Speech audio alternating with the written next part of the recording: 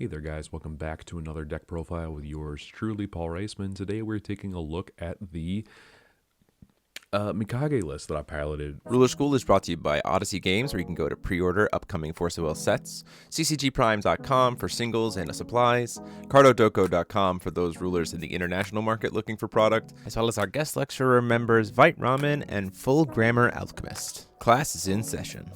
Mikage is definitely one of my favorite rulers from Lapis Cluster, so I needed to nab him up as soon as we started drafting out what rulers we were going to be individually assigned for looking over Lapis Cluster stuff here for the channel.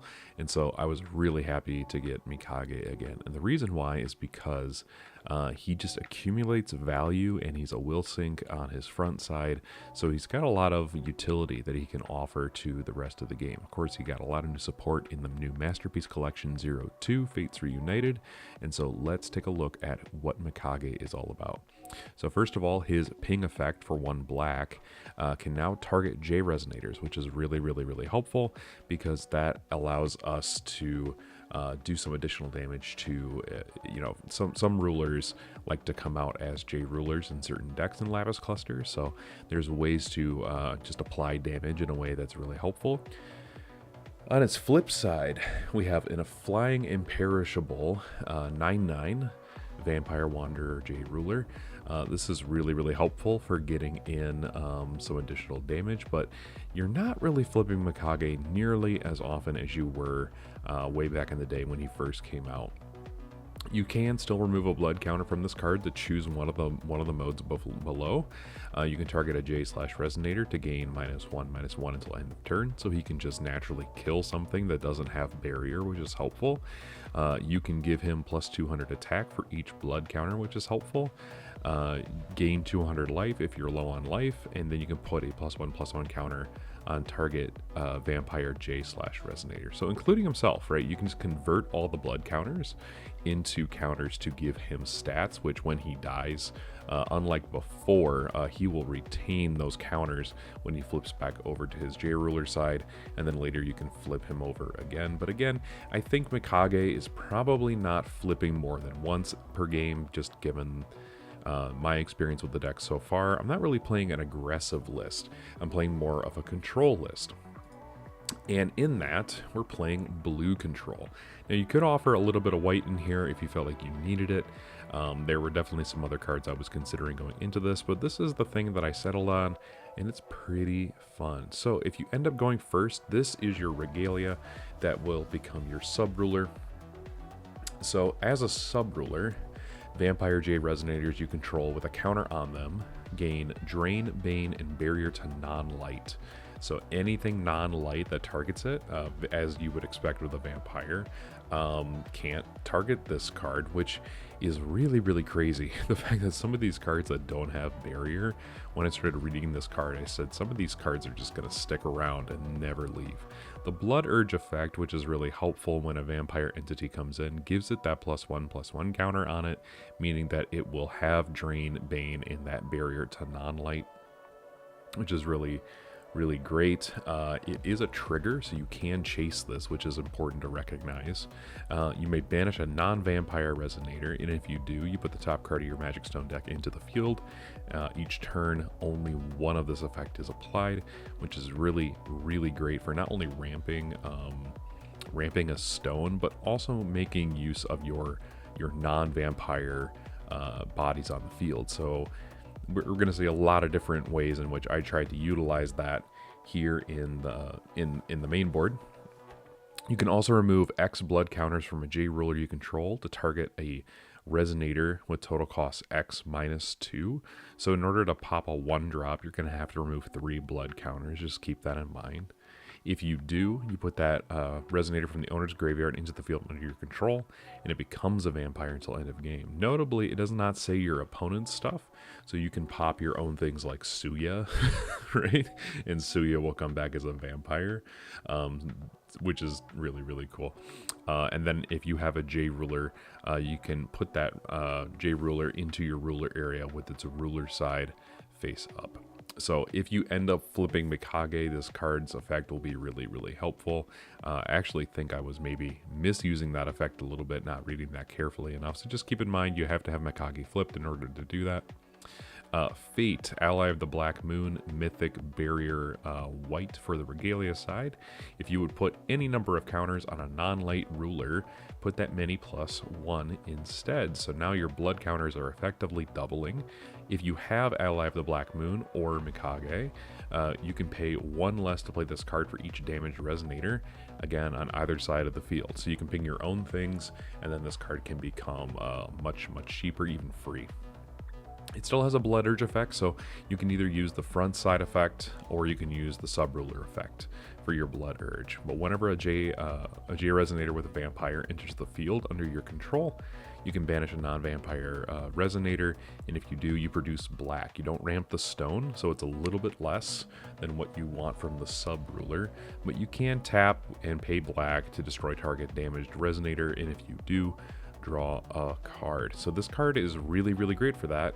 You can just start pinging your opponent's stuff and draw additional cards. This card is doing a lot of work, and in fact, having a few of these in the main board is actually really helpful. So you're going to notice we're playing 3 of this in the main board because you're in seeing this card, you're effectively making your blood counters double what they normally would be. And there's a lot of ways to get multiple blood counters with the new support from Mikage.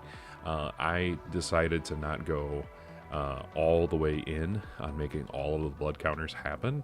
I decided to rely on the Bleeding Heart and just Mikage's ping effect with one of our magic stones, which is going to give me a lot of excess will and allow me to generate those blood counters relatively easily. So, turn 1, we are trying to play a Boruzuki Vampire Astrologer. She's going to get all of the counters from her own effect, plus the +1 that she's going to get if you have your sub-ruler. This is really good for digging, and she's a vampire. So we didn't originally have a real need for a vampire turn 1 look for some additional cards card, but this card does exist, and this card is a vampire, and it will get bigger. And if you have the sub-ruler, now it's flying, drain, bane, barrier to non-light. This thing is going to be even stickier than it was before. It gets bigger as the game goes on. If you have more cards in your graveyard or your removed area, this card is just going to become absolutely insane. So this is a threat on turn 1 if you've ever seen it. One of my favorite darkness cards of all time. We're playing 2 Yggdrasil Heroic Spirit of the World Tree. There's a lot of new regalia that we have access to in Masterpiece Collection 2. So Yggdrasil has been something I've been keeping an eye on to just grab any of the regalia that I need. In this deck in particular, she's also really good for if you put a vampire into the field, you can just sack her off to the sub-ruler to ramp yourself into a stone. So she's really helpful for that. Same thing with Suya. This is a good way to get around things like Mask. I believe in the game that you saw against Zack, Suya was instrumental in getting Mask off the field, and then of course he gets some +1/+1 counters as well, and has a pretty decent body on his own. This is my out to Mask. It's not exactly perfect, but it is very helpful, and then in the graveyard it acts as a hand rip as well, which is really useful. We're playing 2 of the Stony King. This might be a more interesting pick, but I wanted to try this card out. I wanted a deck to try this card out in, and wow, this card actually was doing a lot of work. Not only can it get around Eternal and Barrier, it can also make your opponent discard an additional card and lose some additional life. Every little bit of ping damage is actually really, really helpful. Plus it has Drain and Bane, which is really helpful. And then removing and expelling cards in graveyards can also come in clutch. This card was way more powerful than I was expecting it to be, but just pure value, just a little bit at a time. This thing is absolutely wild. I would highly recommend even just putting this in some other decks. This card is just very good. Blood Raised Neonate. Now, if you're somebody who likes more aggressive cards, you can increase the amount of these, but in the control version, I saw this being something that was relatively decent just at 2. Sometimes I would get multiples of these in my hand, and just not want to play them. I just had other plays, or I wanted to hold up will, because 2 will is kind of expensive to invest into a card that, you know, if you don't have your sub ruler, can get relatively easy to remove. But he does have overgrowth, so with the sub ruler, he does come in with his own +1/+1 counter, plus you're getting the +1/+1 counter from the sub ruler, meaning that he's really an 8/7 for 2 with Bloodlust, First Strike, Bane, Drain because of the sub ruler, and then that barrier to non-light stuff. I'm not running Blood of the Mikage in this version of the list. You'll see that a little bit later in some other stuff, because I was finding that Blood of the Mikage, I just didn't want to lose bodies after playing it. I mean, the +8/+8 was always really good, but the problem is losing the token at the end of the turn. I'd rather just keep swinging with this thing, creating bloody clone tokens, and just doing a ton of really, really interesting stuff here. The thing about this card, and we'll get into this a little bit later, is if you have a copy of this card on the field, it will apply its effects to a copy of Blood of the Mikage, meaning you might get even more blood counters if that's something you're looking to do. But this card was actually kind of nuts. It was kind of like a tertiary win condition for me in the deck, and it's hard not to see why. This card is actually really cool, and it draws you some additional cards as well.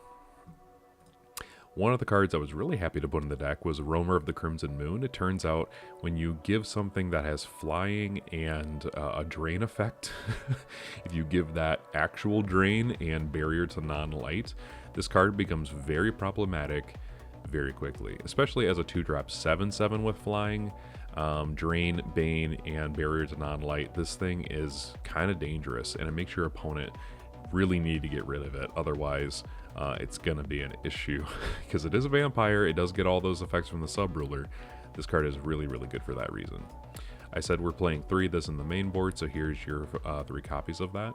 One card I was really excited to use was Lilius Petal, or Awakening of the Nine-Tailed Fox. This card is only really possible because of one of our magic stones, and that magic stone is Gleaming Obsidian Skull. This is really good because it has a solar eclipse effect that if you pay black and 400 life, you can produce black for each magic stone you control with a darkness magic stone type.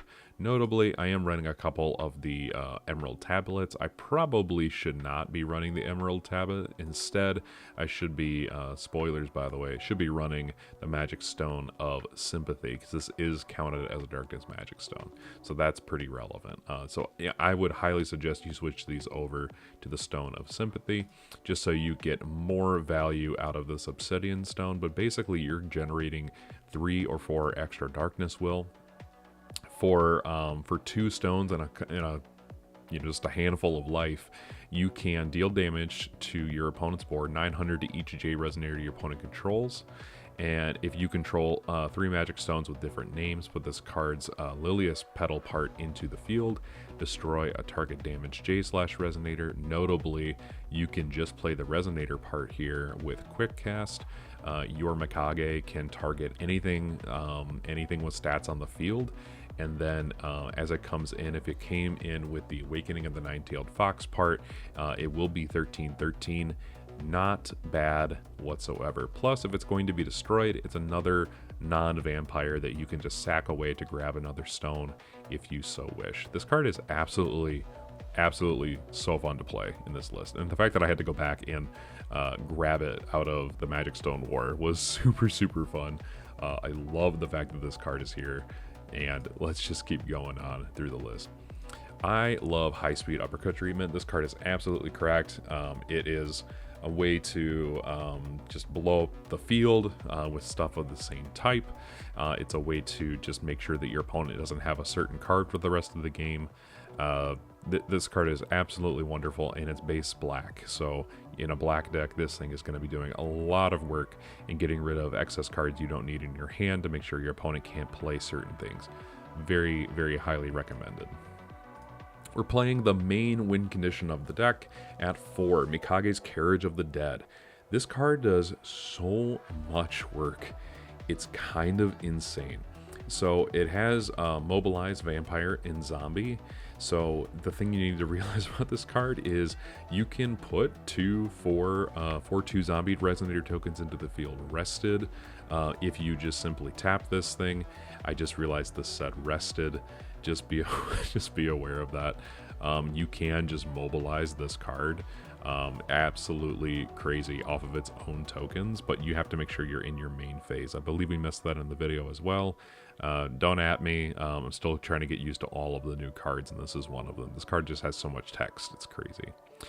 You can just play this card for free if you remove 4 blood counters from a J/ruler you control, meaning that late in the game, as you start pinging things more often, once you have your obsidian stone online, this card just comes out for free. It doesn't have mythic, and you can start playing multiples of them if you would like.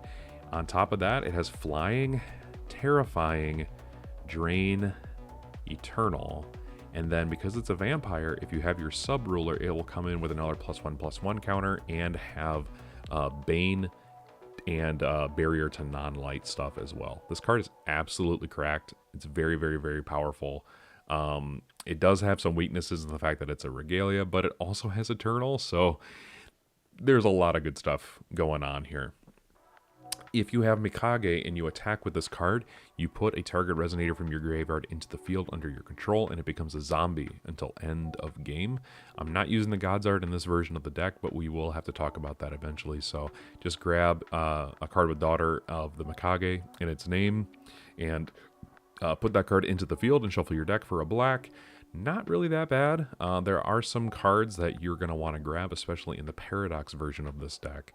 But the fact that this card just attacks, buys back a resonator, makes it into a zombie, is absolutely amazing.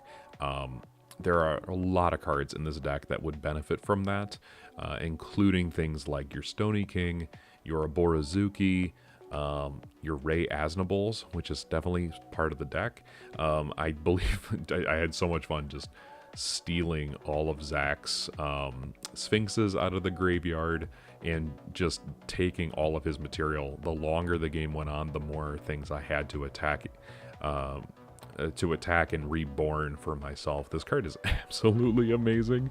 I don't know what else to say. This card in this version is definitely at 4. Notably, it's also a regalia, so you can fetch it with your Yggdrasil. So just be aware of that too.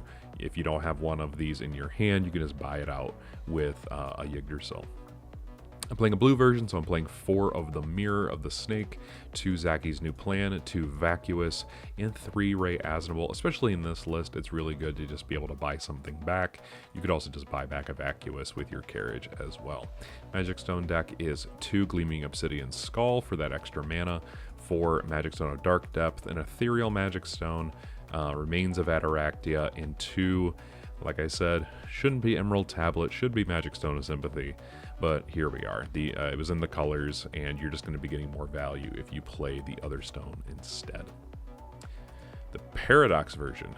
Let's look at the Paradox version here real quick. Let me just minimize here just a little bit. So the thing that is going to be relevant in this particular version of the deck is I wanted more neonates. I feel like neonate in this version, applying pressure, is probably much better because you have room for Blood of the Mikage. If you have multiples of those on your field, your Blood of the Mikage suddenly becomes something that can generate a lot of additional blood counters for your Mikage, on top of having access as well to the Obsidian Skull as well. I'm still playing 4 of the Carriage because it does feel rather consistent. Having not tested it necessarily completely, the Mikage's Carriage should still come out with a Blood Crazed Neonate that will fund the entire cost of this Mikage's Carriage of the Dead if you end up playing a Blood of the Mikage. Remember, the clone still has the text that is on Neonate, so Blood of the Mikage will recognize that there are two cards in the field that are saying you get more blood counters on your Mikage, so you're going to be getting 4 instead of 2.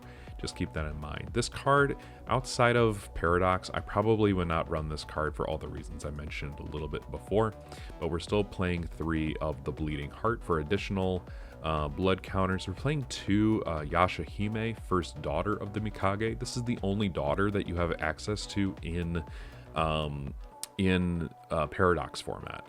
She's going to take all of the +1/+1 counters on other entities and add them to this card, and you can redistribute those as you see fit. She's going to be kind of hard to get rid of because of the sub-ruler giving her Bane, Drain, and Barrier to Non-Light. Plus, she's going to be getting a ton of different +1/+1 counters on her, so she's going to be huge. This card is actually a little bit more sticky now that it's easier to cheat out relatively easily. We're playing 2 because you will draw at least 1, and then you're kind of up a creek. So we're playing 2 just to make sure you can actually get the effect off and play this absolute bomb of a card, especially against Millium. Just keep that in mind. I'm playing 3 Roamer. I think 3 Roamer is probably right. We did get a new Dark Alice Rabbit Princess in a chubby 5-tailed fox, long bony himself. Can also be played in this deck for 1 black, which is really, really helpful for cycling through your deck and drawing additional cards. We don't have certain searchers, and so I'm trying to get some additional draw power into the deck. This is one of the ways to do that. We have other ways as well in the Stone deck. Because I have the room and because I'm still playing a blue version, I'm going to be playing the Forgotten Amphitheater of Mool. This card is absolutely cracked in the sense that it can stop, activate, and automatic abilities alongside your Ray Asnable, but especially the activate ability portion. There's going to be a lot more activate abilities that are very impactful in the game, especially in Paradox. You can also steal a Resonator from your opponent, which you can then sack to your sub-ruler if you happen to put a vampire in the field. Using the Blood Urge effect, you can turn their Resonators into your Magic Stones, which is pretty nice. You can remove all graveyards and all removed areas from the game after you foresee 2. That can be really helpful. You can also just activate a Depths effect by expelling the bottom 3 of your deck to draw a card if you really want to do that. That's something you can do. Mostly this is in here to cancel activated automatics, steal a Resonator from your opponent, and then expelling removed areas and graveyards so your opponent doesn't get any benefits from those. We're still playing the 4 Mirror and the 2 Zackies. We're playing the 3 Ray Asnable, the 2 Vacuous as normal, and then the high speed uppercut treatment as well. We're playing a couple of Remains of Ataractia and a Crown Stone just to kind of give me a little bit more access to some of my basic attributes, and making use of the Crown Stone. Crown Stone is just a very strong multi-attribute card that you can use. Very helpful. I'm playing 1 Black Pearl of Watery Depths. This is helpful because it's not a solar eclipse effect, it's a lunar eclipse effect, meaning that you can get 2 in 1 turn. Of course, this means that you're going to be drawing 2 and expelling 1 at the end of your turn. Once you have finally gotten there, it is a Water Magic Stone, but at 1, it's just going to be able to fuel everything that you want to do. So I found this card to be really helpful. It gives me the colors that I need, also gives me a little bit extra draw power, and I'm willing to give up a Darkest Magic Stone for that.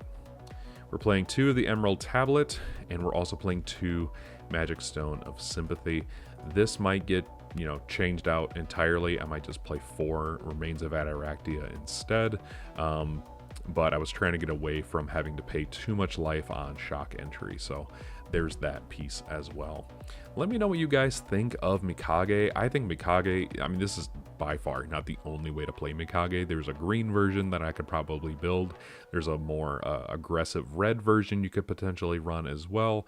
There's a lot of really cool things that this ruler gets to do, and that's why I love him so much. Outside of maybe like an Olivia, this is probably the toolbox ruler of choice that I have, because there's so many good effects, not just in darkness, but in vampires that benefit from Mikage. Best vampire ruler, tier 0 Mikage. Leave it in the comments. Let me know what else you think down there as well. And while you're down there, hit subscribe, ring that bell, hit the like button. And until next time, guys, this has been Paul saying class is dismissed.